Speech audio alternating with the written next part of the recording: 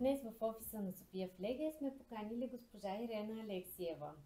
Тя се подготвя за своето пътуване и междувременно реши да ни разкаже как се чувства в фирма София Флеге и в нашия офис. Здравейте и добре дошла!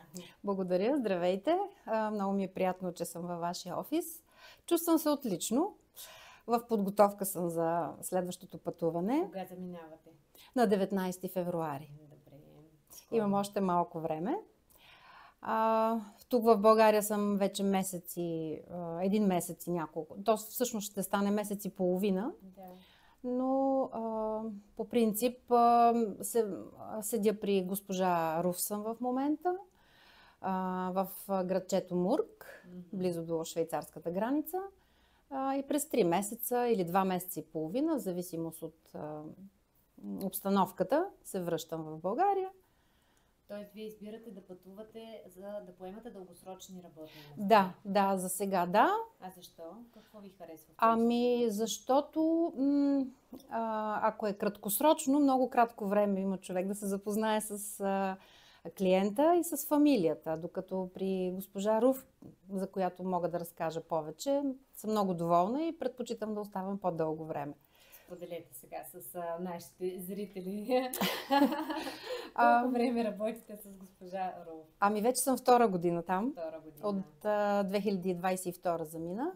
Бях пробно 1 месец, след което една моя колежка ме замести и аз останах дългосрочно през 3 месеца.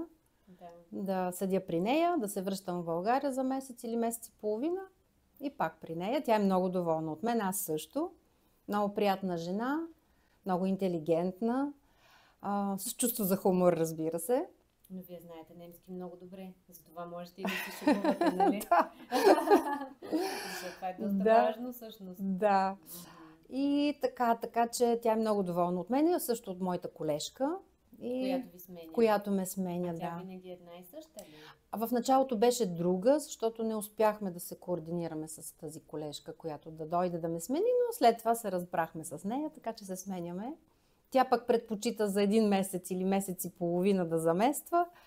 Не поема дългосрочни клиенти, но ние се разбираме перфектно. Чудесно, да. Да, и сме много доволни. Споделете ни сега каква е вашата тайна да печелите доверието на вашите клиенти и те да искат вие да се връщате при тях отново и отново. Да ви кажа, няма тайна. Просто може би, защото аз съм открит човек. Спокойна, уравновесена, така някакси споделям много неща с клиентите от моя страна. Те също започват да споделят по-малко от тяхните неща, но в общи линии няма тайна. Човек трябва да е открит, да е общителен, с усмивка да посреща всичко, да няма лъжа и измама, разбира се, всичко да е чисто. И може би това е. Това е единствения начин, по който се печели доверие. Значи вашата тайна е усмивката и добротата. Да. Съответно и клиентите отвръщат със същото. То се вижда веднага се усеща химията, как така да се нарече, между клиент и служител. Много е важно това нещо да се случи.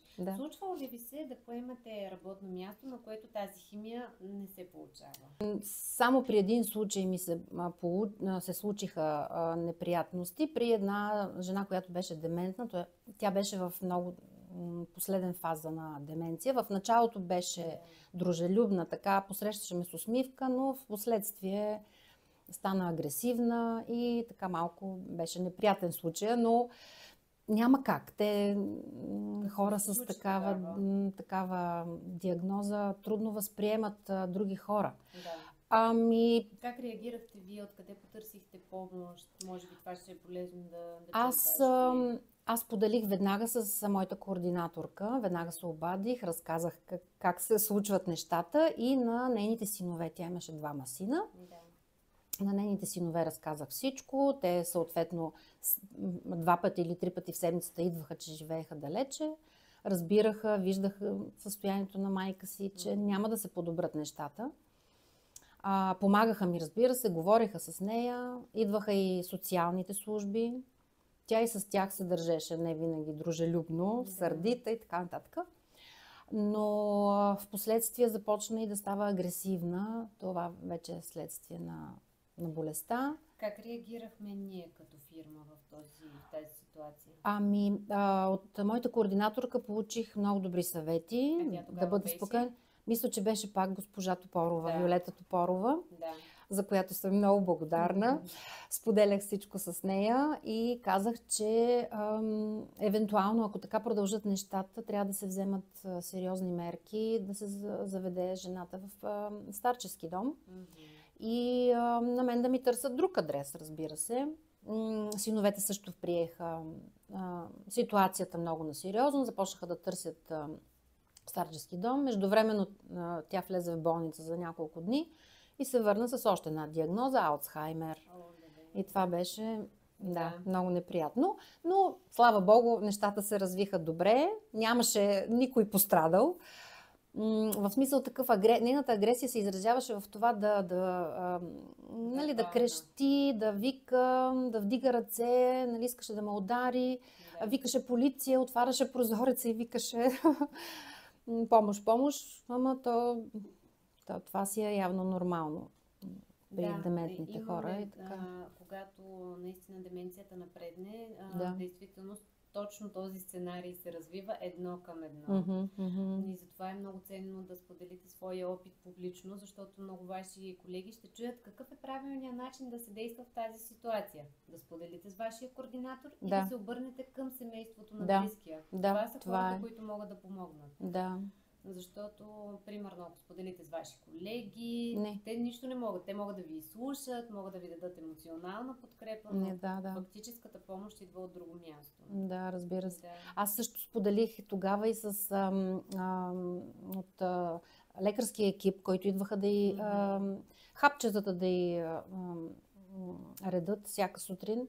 И те ми обясниха също как мога да действам в такива ситуации. Веднага да реагирам или нещо да я отвлека вниманието в друга посока, да излезем навън, да се разходим, да подишаме чист въздух. То беше времето много хубаво в този период. Разхождахме се, седяхме навън, на двора, приказвахме си, пиехме кафе, всякакви такива ситуации разигравахме, само и само но това е неизбежно. Просто подобрение няма да се случи, но ситуацията да я овладеем. Все пак, въпреки че аз казвам, че болногледачите са като ангелчета, но все пак не може да правим чудеса. Не може да правите чудеса, и всяка ситуация се изисква определени абсолютно. Добре, какво ви кара да работите с София Флеге от октомври 2018 насам? Много години. Да, много години са. Работата ми харесва. Някакси аз преди това имах други ангажименти и друга работа съм работила, но тази е по-добра и много как да го кажа, с хората, работата с хората и особено с възрастните хора ми доставя удоволствие. Вие като сте започнала, сте работила с госпожа Христоскова. Да, с госпожа Христоскова работя. Може да поздравим и нея. Да, специални поздрави. И много здраве. И все така да е усмихната, ведра и всеотдайна. Такава си. И от тогава до сега всичко е наред. Имали ли сте някакви проблеми във фирмата? Нещо, което ви е било трудно за споделяне или не знам, нещо? Не. Всичко е било перфектно.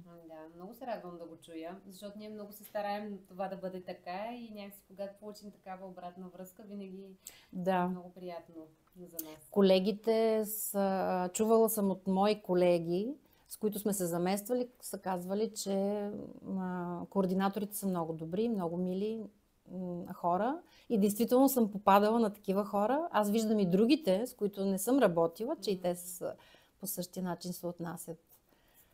Стараете се, да. Действително. И ние също се стараем да бъдем. Да, абсолютно.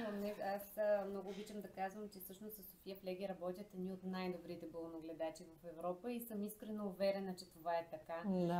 И наистина нашите болногледачи са много добри. Наистина е така. Не Радвам защото се са да си го наши, чуя. а просто е така, да. Радвам се да го чуя. Много ви благодаря за този разговор. Моля, И за мен беше удоволствие.